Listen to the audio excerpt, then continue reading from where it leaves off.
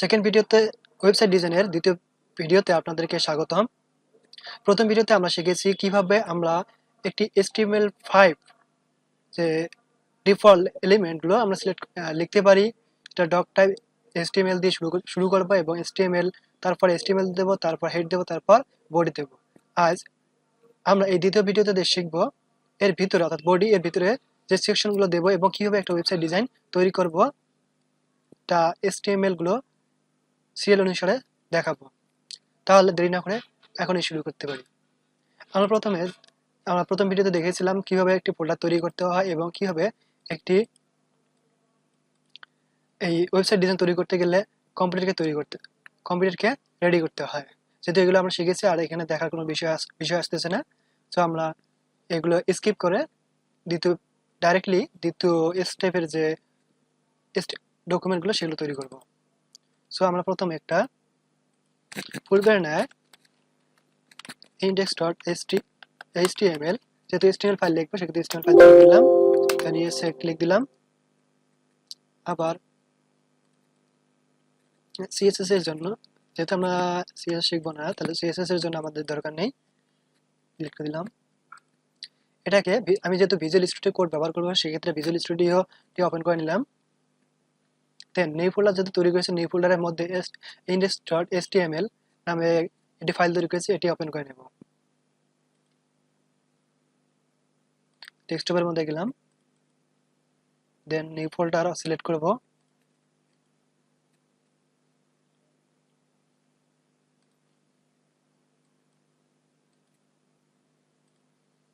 আমি পূর্বে বলে দিচ্ছি যে আমি এই ভিজুয়াল স্টুডিও কোডটি যখনই কোনো কোড লিখবো সেটি অটো সেভ হয়ে যাবে। এই অটো সেভটি অপশনটি নিয়ে আসার জন্য প্রথমে আপনি এখানে সিডিং অপশনটি দেখতেছেন, সিডিং অপশনে যাবেন, দেন এখান থেকে সিডিং এ ক্লিক দিবেন। দেন এর মধ্যে দেখতেছেন অটো সেভের মধ্যে আপনি আফটার ডিলে করে দিবেন, তাহলে অটোমেটিকলি যে যা কিছুই কোডিং করবেন এখানে অটোভাবে সেভ হয়ে যাবে। এবং আমি আরেকটি অপশন করে রেখেছি, সেটি হলো ক্রোম ব্রাউজারের মধ্যে অটোমেটিক আমি যাই লিখবো অটোমেটিক সেটা রিফ্রেশ আকারে পরিবর্তন আসলো সেটি তৈরি করার জন্য দেখার জন্য আমি এখানে লাইভ সার্ভারটি এক্সটেনশনটি ওপেন করেছি, ইনিশিয়াল দিয়ে রেখেছি। দেখুন এখানে ইনিশিয়াল অপশন দেখাচ্ছে কারণ আমি ইনিশিয়াল দিয়ে রেখেছি। সো কথা না বলি আমরা এখন শুরু করব। আমি index.html ফাইলটি ওপেন করে নিলাম। দেন ফুলবারান্ডায় আমরা দেখুন HTML5 এর ডকুমেন্টেশন যে কোডগুলো আছে, ট্যাগগুলো আছে সেগুলো লিখে নিলাম। এখানে তো বুঝতে পারছেন এগুলো এখনো দেখানো হয়নি, সো এখন এগুলো দেখাবো না, আগে বেসিক কিছু দেখাবো। দেখুন এখানে টাইটেল লিখেছি, এখানে কি লিখেছি টাইটেল। এখন আমি এটাকে লাইভ সার্ভার মাধ্যমে ওপেন করব ক্রোম ব্রাউজারে। দেখতে পাচ্ছেন ক্রোম ব্রাউজার ওপেন হলো। আমি ফোল্ডারটির নাম কি দিচ্ছি index.html, সো index.html এ ওপেন হয়েছে। আর এটা টাইটেল দেওয়া হয়েছিল ডকুমেন্ট, এজন্য ডকুমেন্ট ট্যাব বা ডকুমেন্ট নাম নিয়েছে। এখন আমি এর ভিতরে আমাদের HTML ডিজাইন শিখতে গেলে প্রধান যেগুলো শিখতে হবে সেগুলো হেডিং অর্থাৎ হেডলাইন। যেমন হেডলাইন বলতে গেলে আমি যদি ঢুকি, সাপোজ ইউটিউবে গেলাম, ইউটিউবে গিয়ে দেখতেছি যে এখানে যে ইউটিউব এখানে বড় আকারে লেখা আছে, এখানে হোম বড় আকারে লেখা আছে। অথবা আমি যদি বিভিন্ন ওয়েবসাইটে ঢুকি, দেখা গেল যে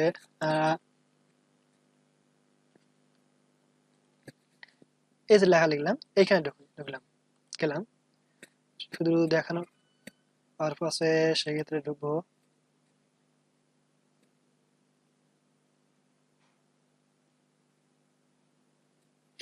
এখানে দেখুন এই যে হেডিং বড় একটা করে লেখা আছে কি, the header in website creation. এটা এটা যে লিখবো এত বড় করে, এটা কিভাবে লিখবো এটাকে আমরা প্রথমে দেখবো। তাহলে আমি H1 যদি লিখি, H1 অর্থাৎ হেডার লাইনের মধ্যে এরকম H1 অর্থাৎ হেডলাইন লেখার জন্য ছয় পর্যন্ত মানে 6 স্টেপে লেখা সম্ভব বড় বড় করে। সেটা কি H1, আমি যদি H1 লিখি, H1 ট্যাগ লিখি, অর্থাৎ দেখাচ্ছি জিনিসটা ভালো করে দেখুন, লক্ষ্য করুন। H1 এর মধ্যে H1 দিলাম, স্টার ট্যাগ করলাম এবং ক্লোজ ট্যাগ করতে হবে। সেক্ষেত্রে হবে left angle right angle bracket, then মাঝখানে স্ল্যাশ চিহ্ন, দেন H1। তাহলে এটা কি হলো, H1 শুরু এবং শেষ হলো। এখন এর মাঝখানে আমি যাই লিখবো সেখানে বড় করে দেখানো হবে। দেখুন আমি যদি লিখি যে লার্নিং, LEARNI ওয়েবসাইট ডিজাইন, তাহলে দেখুন এখানে বড় করে দেখাচ্ছে। এর চেয়ে যদি আমরা ছোট ছোট একটি লাইন প্রয়োজন হতো, হেডিং লাইন প্রয়োজন হয়, সেক্ষেত্রে H2 দিয়ে একই কথা যদি লিখি, এখানেও শুধুমাত্র এটা কপি করে পেস্ট করে দিচ্ছি।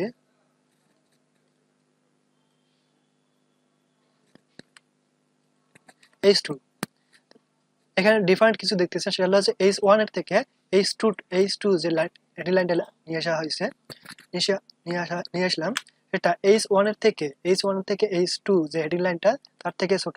এভাবে এখন প্রশ্ন হলো যে এখানে কতগুলো ইউজ করতে পারবো, এটা 6 পর্যন্ত ইউজ করতে পারবো। দেখুন H3,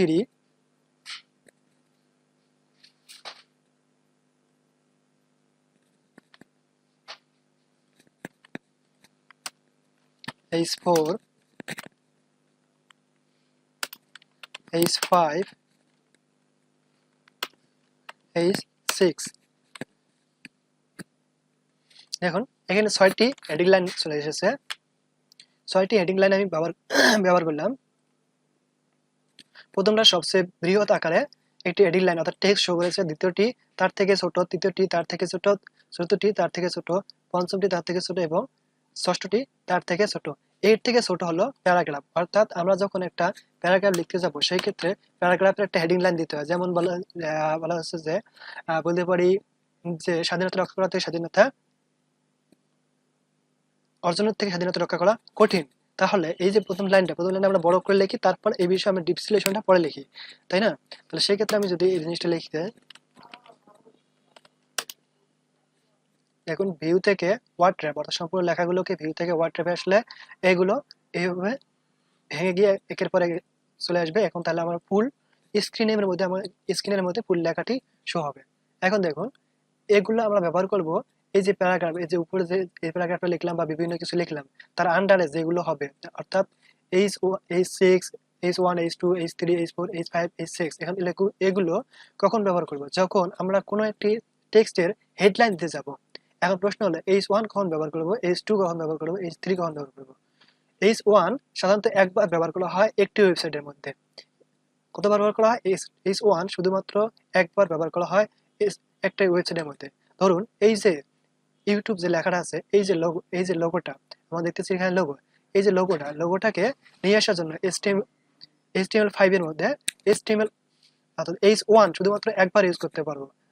এখন প্রশ্ন হলো আমরা কি H1 দুবার ইউজ করতে পারবো না? হ্যাঁ পারবো, কিন্তু সেই ক্ষেত্রে আমরা এসইও অর্থাৎ ওয়েবসাইট যখন এসইও করবো সেই ক্ষেত্রে এসইও এর মধ্যে ইফেক্ট পড়বে, সমস্যা হবে। সেক্ষেত্রে এসইও এর মধ্যে সার্চ র্যাঙ্কিংয়ে ভালোভাবে কাজ করবে না। এই জন্য আমরা H1 ব্যবহার করব। আর H2 যতবার ইচ্ছে ততবার করতে পারবো। তবে খেয়াল রাখতে হবে H2 ব্যবহার করে H3 ব্যবহার করে H2 এর সাইজ দিব। অর্থাৎ আমরা যখন সিএসএস শিখবো তখন এগুলো বুঝতে পারবো। অর্থাৎ H2 ব্যবহার করে H3 ব্যবহার করে H2 তে রূপান্তর করা যাবে না, কারণ এগুলো এক্ষেত্রেও এসইও এর মধ্যে সমস্যা ঘটবে। এই জন্য আমরা যেখানে যেটা ব্যবহার করতে হবে ততটুকু সাইজের প্রয়োজন। যেমন আমরা যখন প্রথম আলোতে যাই, প্রথম আলোতে দেখবেন দেখাচ্ছি PRO প্রথম আলো, এখানে দেখুন হেডলাইন, এই যে হেডলাইনটাকে এখানে H2 বা H2 দিয়ে তৈরি করা হয়েছে বা H3। এই যে এখানে এর আন্ডারে দেখেন এই সাইটে এখানে H3 ব্যবহার করা হয়েছে। কেন? এর সাপেক্ষে এটা হলো প্রধান হেডলাইন, তার সাপেক্ষে তার থেকে ছোট এগুলো কি পরবর্তী স্টেপ, অর্থাৎ H2 এর হেডলাইন, অর্থাৎ এই সাপেক্ষে এখানে কিছু ডিটেলস দেওয়া হয়েছে এবং এর কিছু একটা অংশ। যেমন ধরতে পারি যে আমি একটা বই লিখেছি, বইয়ের মধ্যে অনেকগুলো একটা বিষয় প্রশ্ন আছে, এই প্রশ্নটাকে বোঝাতে গিয়ে আরো কয়েকটা স্টেপ চলে আসছে, অর্থাৎ এর কত প্রকার, কত প্রকারগুলো বিষয়গুলো যদি আবার প্রত্যেকটা প্রকার যদি আলাদাভাবে বিশ্লেষণ করতে যাই, সেক্ষেত্রে H3, H4, H5, H6 এইভাবে আমরা ব্যাখ্যা করতে হবে। ঠিক সেভাবেই যেগুলো ছোট আকারে ব্যাখ্যা করতে হয়, সেভাবে ওয়েবসাইট ডিজাইনের মধ্যেও আমাদেরকে সেভাবে ব্যাখ্যা করতে হবে। এখন দেখুন প্যারাগ্রাফটা কি ব্যবহার করব। প্যারাগ্রাফটা আমাকে প্রথমে, আমি আগে বলেছি স্টার্টিং ট্যাগ এবং ক্লোজিং ট্যাগ ব্যবহার করতে হবে। তাহলে পি কে স্টার্টিং ট্যাগের মধ্যে দিলাম এবং ক্লোজিং ট্যাগ কিভাবে তৈরি করতে হয়, লেফট অ্যাঙ্গেল এবং রাইট অ্যাঙ্গেল দেন মাঝখানে স্ল্যাশ দেব এবং মাঝখানে পি ব্যবহার করব। তাহলে ব্যবহার করলে এখানে প্যারাগ্রাফটা হলো এর মাঝখানে যাই লিখবো, অর্থাৎ প্যারাগ্রাফ যদি লিখি, ধরুন আমি এখানে 20টা ওয়ার্ড লর্ড ইপসামে লিখলাম, লর্ড ইপসাম একটা ওয়েবসাইট লিখলাম, 20টা ওয়ার্ড লিখলাম, এখানে 20টা ওয়ার্ড প্যারাগ্রাফ আকারে শো করলো। এখন এতে তো জুম করা আছে, এই জন্য বড় বড় দেখাচ্ছে, আমি জুম আউট করে দেখাচ্ছি, জুম আউট করলাম, দেখুন এগুলো একটা প্যারাগ্রাফ আকারে শো করাচ্ছে। আমি যদি এখন এই যে লেখাটা এর নিচে দেই, এর নিচে দেখলাম, অর্থাৎ এই H1 এর নিচে লিখি, তাহলে H1 কে ডিটেইলস সম্পর্কে বললাম, বলার পর দেখা যাচ্ছে যে H1 এর কয়েকটা প্রকার আসছে, অর্থাৎ এগুলোকে আবার বিশ্লেষণ করতে আসছে, সেই ক্ষেত্রে H3 ব্যবহার করবো, এর যে কয়েকটা প্রকার আসে সেই ক্ষেত্রে H2, অর্থাৎ একের পর এক আকারে ছোট ছোট আকারে চলে আসবে, অর্থাৎ ইম্পর্টেন্ট। এই H1 দ্বারা কি বোঝানো হয়েছে, হেডিং বলতেছে, হেডিং, হেডিংটা বোঝানো যে কিভাবে, সেটা হলো প্রধান লাইন, সহকারী, তারপর অ্যাসিস্ট্যান্ট সহকারী, তারপর নর্মাল যে টিচার যেরকম থাকে, একজন একজন যদি আমরা স্কুল বিবেচনা করি সেই ক্ষেত্রে মানে হেড টিচার, সহকারী টিচার, তারপর সহকারী অ্যাসিস্ট্যান্ট, তারপর এগুলো দিলাম যে টিচার হিসেবে বিভিন্ন পদে বিভিন্ন রকম, সেই ক্ষেত্রে পদের পর একে একে যেমন সাইজ ছোট হয়ে আসে সেভাবে এখানে ছোট হয়ে এসেছে, এইভাবে এগুলো খেয়াল রাখতে হবে। দ্বিতীয়, এখন প্রশ্ন হলো আমি টেক্সট নিয়ে এসেছি, বিভিন্ন ওয়েবসাইটে দেখা যায় যে ইমেজ, এই যে ইমেজগুলো নিয়ে আসা হয়েছে, এই ইমেজগুলো কিভাবে নিয়ে আসবো, ইমেজগুলো নিয়ে আসতে গেলে আমাকে কি করতে হবে, ইমেজগুলো যখন নিয়ে আসবো, আচ্ছা দাঁড়ান 1 মিনিট আগে টেক্সটগুলো শেষ করি, তাহলে এখানে আমি ধরলাম, এখন ধরুন এইখানে আমি এই লেখাগুলোকে যদি ইটালিক করতে চাই, সেই ক্ষেত্রে আই যদি ব্যবহার করি, সেই ক্ষেত্রে আই এর মধ্যে আমরা জানি কি ইটালিক বান করতে গেলে আমি যদি কোনো কারণে ইটালিক মনে রাখতে না পারি, সেই ক্ষেত্রে ইটালিক ব্যবহার করতে যাই, সেই ক্ষেত্রে আমি কিভাবে ইটালিক ব্যবহার করবো, যে ইটালিক বান করতে গেলে আমার প্রথম অক্ষর কি আই, তাহলে আমরা বুঝবো এই আই দ্বারা ইটালিক বোঝানো হয়েছে। 1 মিনিট পজ করে আসতেছি।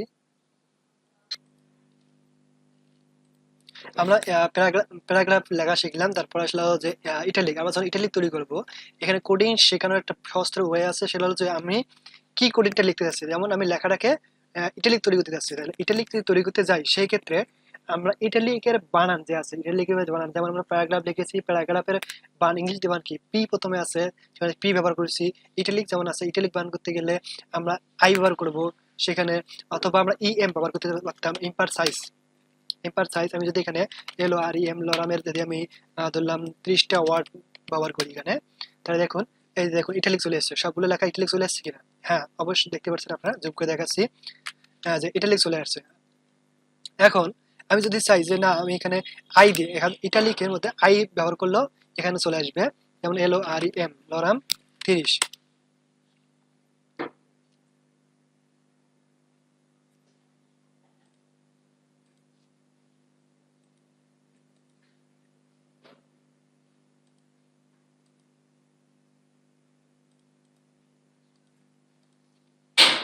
দেখুন এখানে লরাম 30টা ওয়ার্ড চলে এসেছে, এটা একটু বুঝে দিচ্ছি আমার আপনাদেরকে ভালো করে, সমস্যা করতেছে।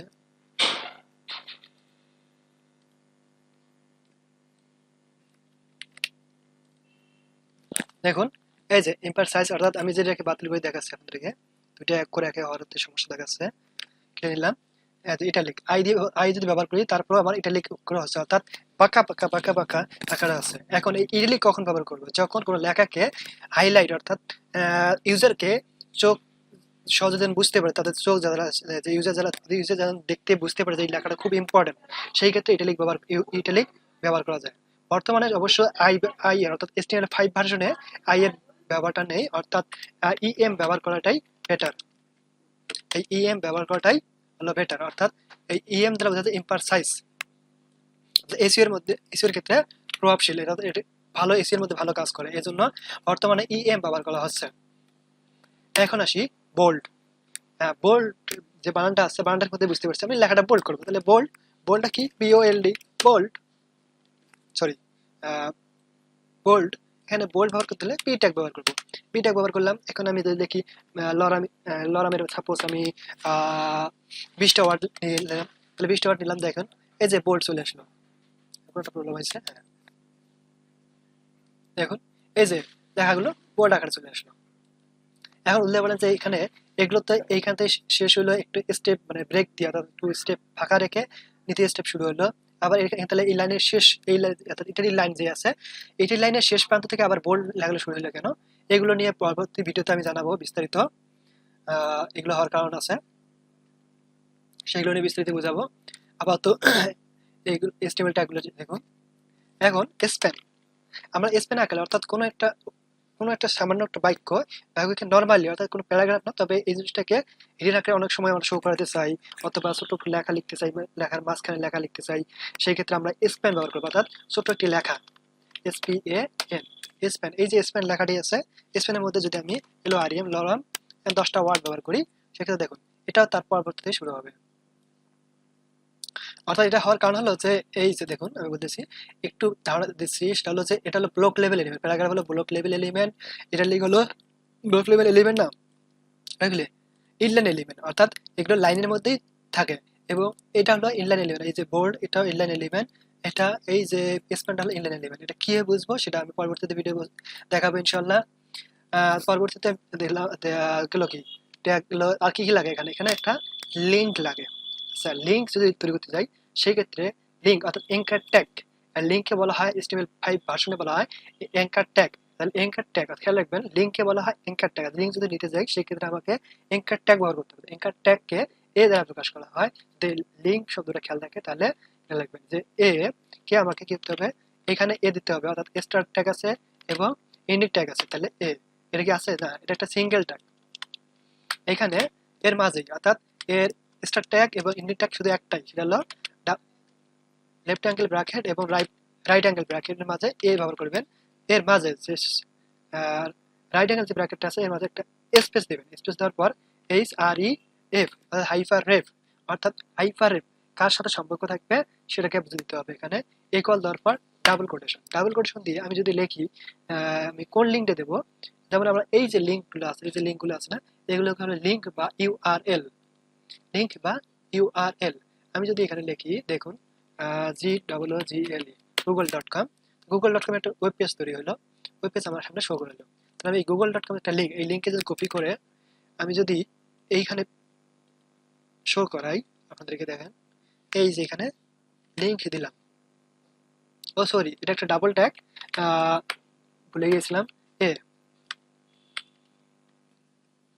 একটু চাপে থাকার কারণে মস্তিষ্কের মাঝে মাঝে কাজ করে না, আন্তরিকভাবে দুঃখিত ভুলটি হওয়ার জন্য। এইখানে মাঝে আমি যদি যাই লিখবো, অর্থাৎ একটা লিঙ্ক তো আসলো, এখন আমি এখানে লিঙ্কটা দেখাচ্ছে কি যে না, কেন দেখাচ্ছে না, এখানে যে ক্লিক হয় অনেক সময় ওয়েবসাইটের মধ্যে দেখি যে click here watch see watch বা অনেক কিছু যে হায়ার মি, এগুলো লেখার মধ্যে যখন ক্লিক দেওয়া হয় তখন কি মানে ক্লিক হয়ে একটা অন্যান্য ওয়েবসাইটে শো করে। তাহলে আমি যদি এখানে CLI